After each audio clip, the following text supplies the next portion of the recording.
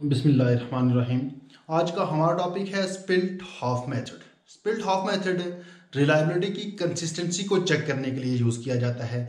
Consistency कहा जाता है लगातार बार बार। इसी तरह रिलायबिलिटी कहा जाता है किसी भी टेस्ट में बार बार एक जैसे रिजल्ट का आना, इसको कहा जाता है रिलायबिलिटी।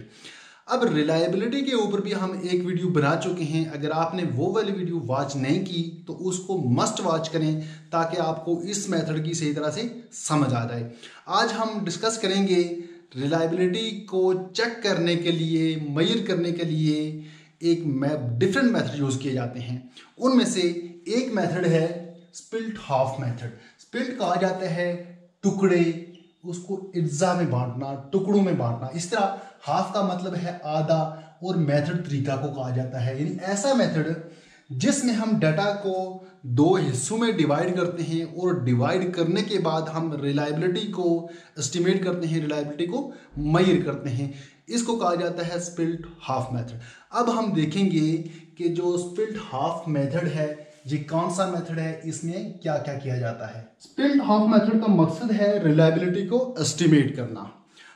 हम यहाँ एक ही टेस्ट को दो इक्वल पार्ट्स में डिवाइड करते हैं, उसके बाद उन दोनों हिस्सों या फिर दोनों पैरेलल ग्रुप्स का स्कोर कैलकुलेट करते हैं। फिर हम रिलायबिलिटी को कैलकुलेट करते हैं पेयरसन कोएफिशिएंट के थ्रू या फिर स्पेसमैन के थ्रू।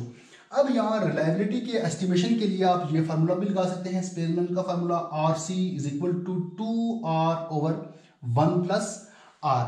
यहाँ हम कैलकुलेशन नहीं करेंगे क्योंकि अगर हमने कैलकुलेशन की तो ये वीडियो बहुत लंबी हो जाएगी। मोस्टली स्टूडेंट्स शॉर्ट वीडियो की रिक्वेस्ट करते हैं।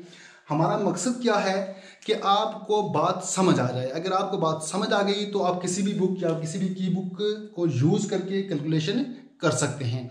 अब इसके बाद जो भी मेथड होगा उसके कुछ ना कुछ एडवांटेजेस भी होते हैं और कुछ ना कुछ डिसएडवांटेजेस भी होते हैं। यहाँ भी इसी तरह है। इसके जो एडवांटेजेस हैं लेस टाइम कंज्यूमिंग। यहाँ हम टेस्ट को दो हिस्सों में डिवाइड करते हैं जिससे हमारा काम मजीद आसान हो जाता है। फ्री फ्रॉम कैरी इफेक्ट और practice effect because subject is not tested again. यहाँ एक ही बार टेस्ट किया जाता है, सब्जेक्ट को बार बार टेस्ट नहीं किया जाता। It is easy to minimize disadvantages.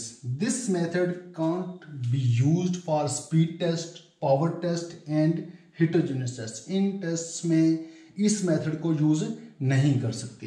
ये थी स्पिल्ट हाफ मेथड की शॉर्ट्स वीडियो। उम्मीद करता हूँ कि आपको इसकी समझ आ गई होगी। मिलते हैं नेक्स्ट वीडियो में, तब तक के लिए अल्लाह हाफिज़।